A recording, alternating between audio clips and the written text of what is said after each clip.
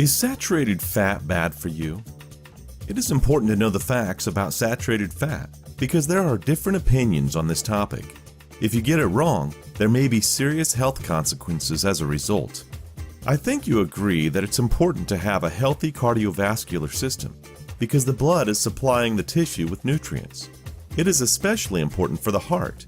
If the blood supply to the heart gets compromised, you will be in big trouble. If someone claims that saturated fat is healthy and it will not increase your cholesterol, a reference with good evidence should be provided. If the author is not providing any evidence or is referring to an article in the popular press, the author is only presenting his or her opinion. You need evidence in the form of research published in a medical journal.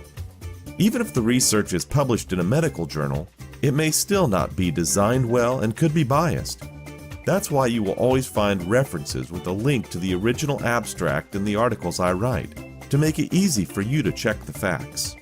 I have not found any reliable research so far supporting that saturated fat is healthy. I have, however, found studies showing that saturated fat is increasing cholesterol, especially LDL cholesterol, the most harmful type.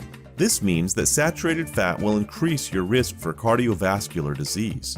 When 92 men and women were put on a diet high in saturated fat from either cheese or butter, or a diet high in monounsaturated fat or polyunsaturated fat, or a low diet high in carbohydrates each for 4 weeks, this is what was found. LDL cholesterol increased the most after the butter diet, even more than after the cheese diet. Both the butter and the cheese diet increased the LDL more than the high carbohydrate diet and the diets high in monounsaturated fat and polyunsaturated fat. The following research, which is a summary of 12 studies, also compared butter with cheese and found the following. Cheese intake lowered LDL when compared to butter, but when compared to tofu, it increased LDL. This is the same as saying butter increased LDL more than cheese, and both butter and cheese increase LDL more than tofu. The HDL cholesterol, which has been considered protective for cardiovascular disease, was increased after the butter and cheese diets, and was significantly higher than for the carbohydrate diet. This may look like a benefit until you look at this study published in one of the most prestigious medical journals in the world, The Lancet.